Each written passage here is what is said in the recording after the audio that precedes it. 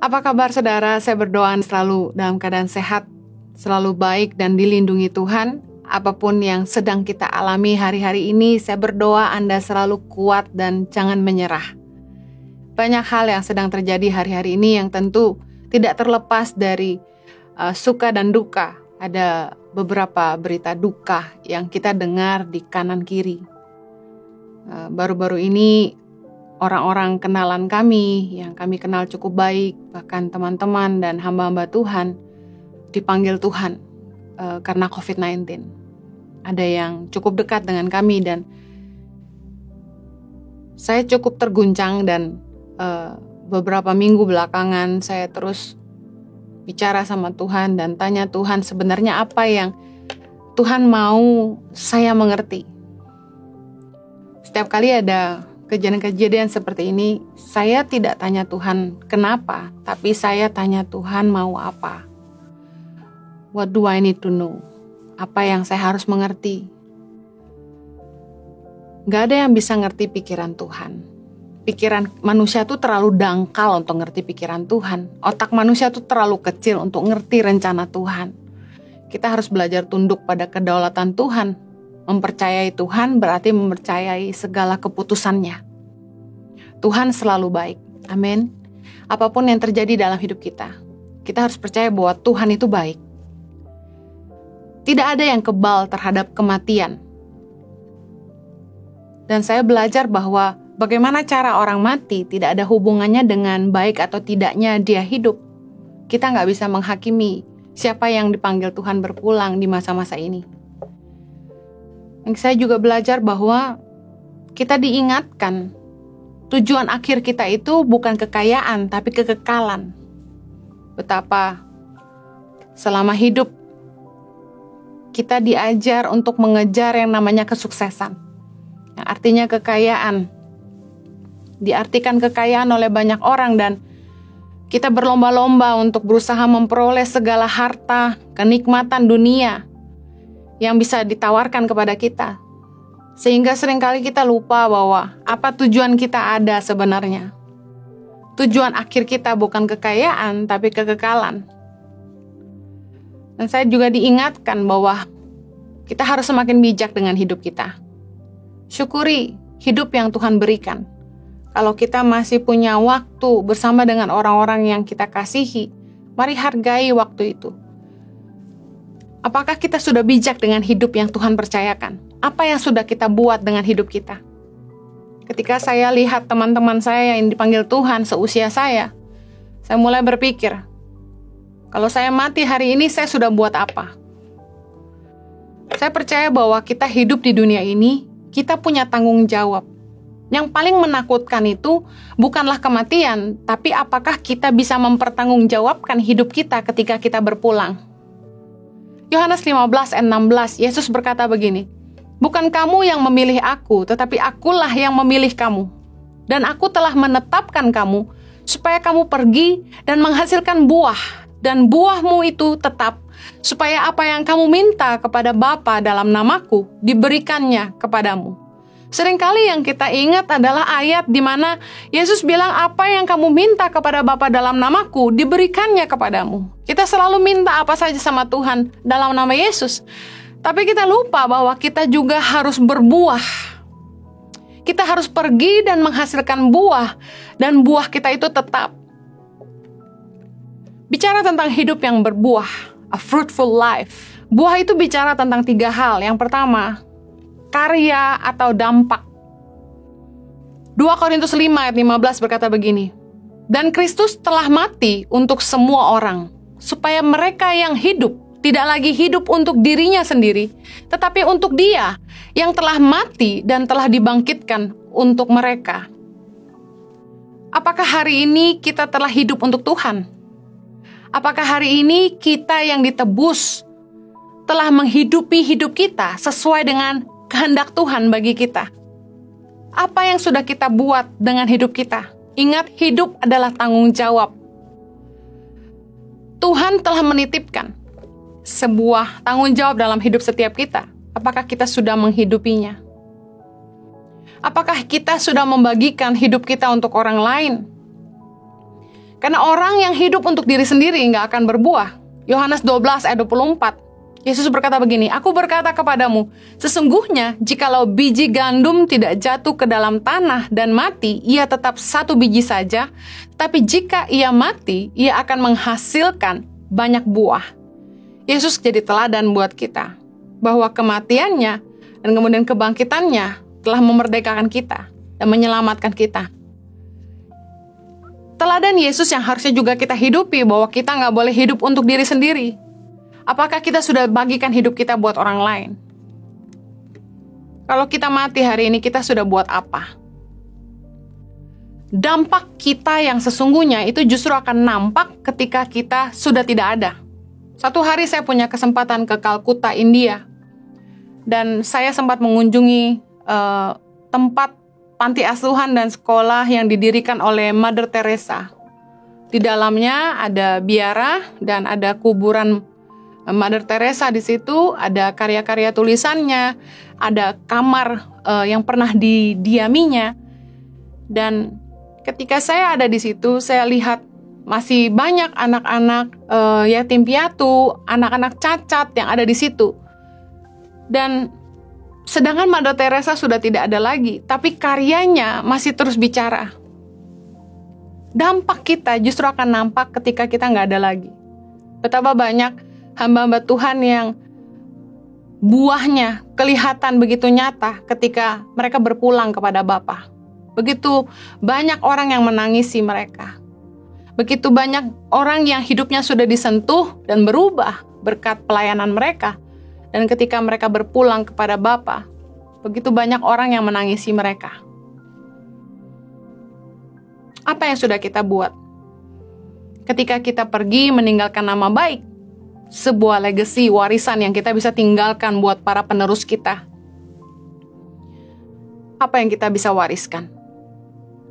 Amsal 13 ayat 22 bilang, orang baik meninggalkan warisan bagi anak cucunya. Apakah kita bisa meninggalkan warisan yang baik buat para penerus kita? Legacy, apakah kita punya legacy? Yang kedua, buah bicara soal jiwa. Apakah keluarga kita sudah mengenal Tuhan? Berapa banyak orang yang sudah kita muridkan? Matius 28 ayat 19 bilang gini, "Karena itu pergilah, jadikanlah semua bangsa muridku, dan baptislah mereka dalam nama Bapa dan Anak dan Roh Kudus." Waktu saya lihat teman saya, sesama teman hamba Tuhan yang masih muda, dipanggil Tuhan, saya sedih banget karena kehidupannya sangat-sangat jadi berkat. Pengajarannya sangat baik. Khotbahnya betul-betul luar biasa. Ketika secara virtual kami menyaksikan dia dimakamkan, saya nangis dan saya scroll IG-nya dan saya dengarkan khotbahnya. Sedih banget ngebayangin hamba Tuhan yang begitu luar biasa, yang bisa memuridkan banyak orang, dipanggil Tuhan. Puji Tuhan, dia simpan khotbah-khotbahnya dalam sosial media sehingga sampai hari ini orang masih bisa tetap dengarkan. Saya cuma mau ingatkan bahwa ada satu mandat yang Tuhan titipkan dalam hidup kita, bahwa kita harus menjadikan semua bangsa murid Tuhan. Waktu saya merenungkan hidup teman saya ini, saya bilang sama suami saya, "Jo, berapa banyak orang yang sudah kita muridkan? Kita harusnya mulai fokus ke situ. Nggak hanya sekedar khotbah-khotbah, tapi betul-betul ada orang-orang yang kita mentor." Kadang-kadang kita lupa bahwa Tuhan menitipkan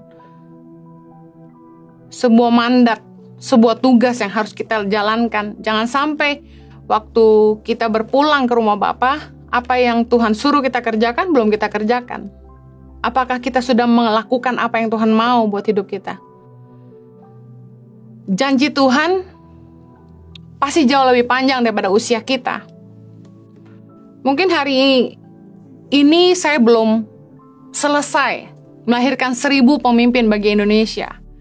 Mungkin saja ketika Tuhan panggil saya suatu hari nanti, saya belum melihat 1000 pemimpin buat Indonesia yang kami lahirkan.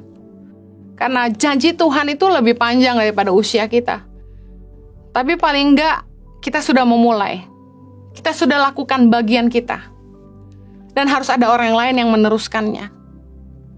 Saya mau ingatkan bahwa jiwa itu sangat berharga bagi sorga. Lukas 15 ayat 7 bilang gini, "Aku berkata kepadamu, demikian juga akan ada sukacita di sorga karena satu orang berdosa yang bertobat, lebih daripada sukacita karena 99 orang benar yang tidak memerlukan pertobatan." Bagi Tuhan, satu jiwa sangat berharga. Apakah kita sudah memenangkan keluarga kita?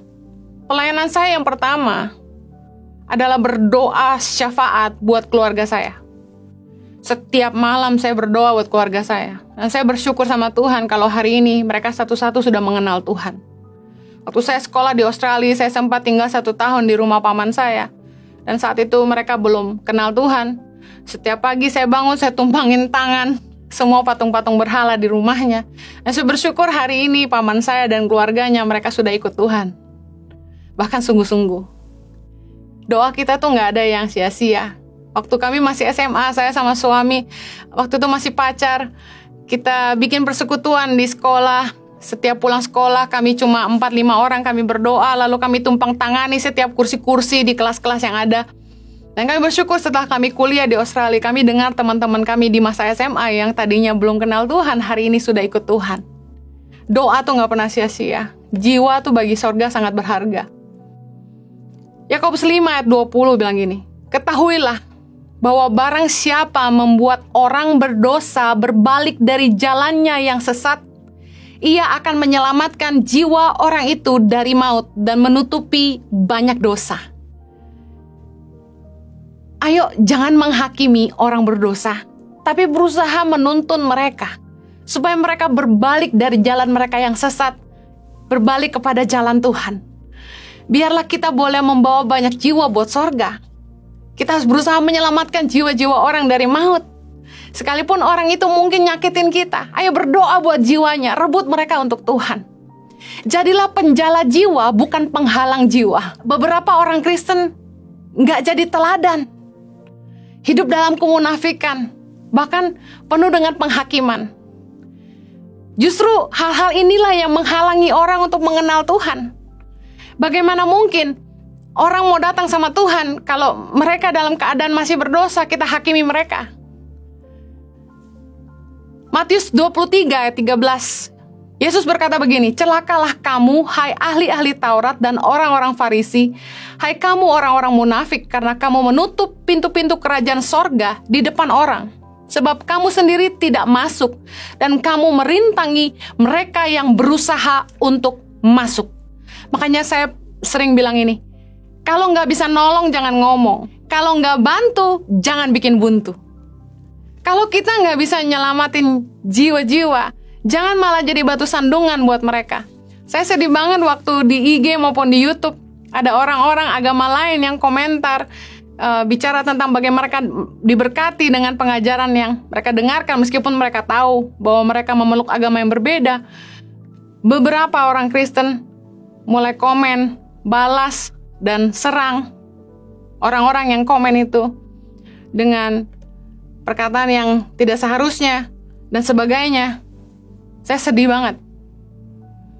Kalau kita nggak bisa nolong, jangan ngomong. Kalau kita nggak bisa bantu, jangan bikin buntu. Jiwa bagi Tuhan itu sangat berharga. Saya tuh nggak merasa besar kepala atau sombong ketika orang memuji khotbah dan sebagainya. Saya tuh malah sangat-sangat terberkati itu ketika saya baca kesaksian di komen-komen YouTube maupun IG, ketika ada yang bilang gini, "Kak Heni, hidup saya berubah sejak saya dengerin khotbah Kak Heni. Kak Heni, iman saya bertumbuh. Kak Heni, saya ikut Tuhan sungguh-sungguh sejak saya ikutin khotbah Kak Heni. Kak Heni, hidup saya berubah." Hal-hal ini tuh bikin saya nangis. Karena sebenarnya saya tahu Tuhan cuma pinjam mulut saya. Tuhan cuma titipkan firman-Nya di hati saya. Nggak ada yang saya buat. Semuanya Tuhan yang buat. Kita ini cuma bejana. We are only the vessel. Saya tuh ibaratnya pipa. Saya cuma pipa aja.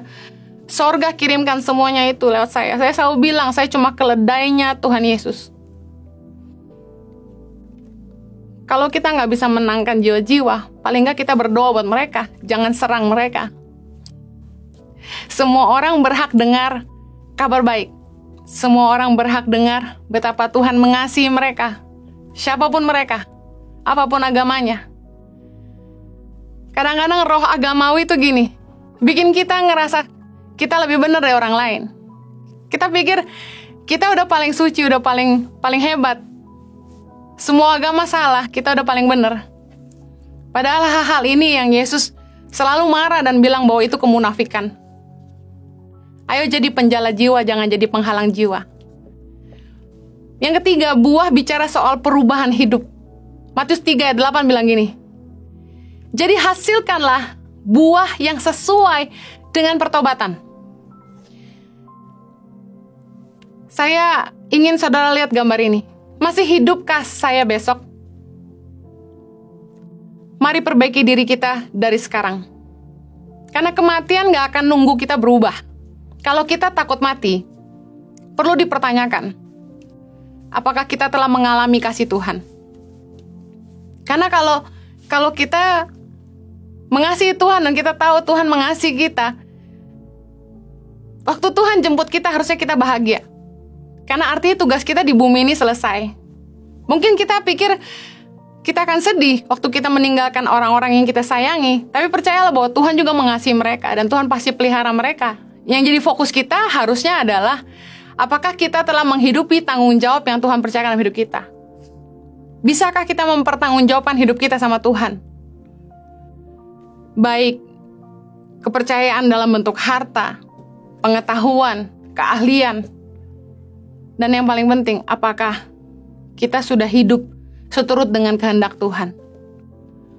Apakah hidup kita berbuah? Apakah kita telah berubah? Mari kita lihat dalam firman Tuhan, apa yang dimaksud dengan berubah, buah seperti apa yang Tuhan mau kita hidupi. Efesus 4 dengan perikop manusia baru, ayat 17. Sebab itu kukatakan dan kutegaskan ini kepadamu di dalam Tuhan. Jangan hidup lagi sama seperti orang-orang yang tidak mengenal Allah dengan pikirannya yang sia-sia, ayat 18, dan pengertiannya yang gelap, jauh dari hidup persekutuan dengan Allah. Karena kebodohan yang ada di dalam mereka dan karena kedegilan hati mereka. Perasaan mereka telah tumpul sehingga mereka menyerahkan diri kepada hawa nafsu dan mengerjakan dengan serakah segala macam kecemaran. Tetapi kamu bukan demikian, kamu telah belajar mengenal Kristus. Ini harapan yang Tuhan mau dari kita. Jangan lagi hidup sama seperti orang-orang yang tidak mengenal Allah.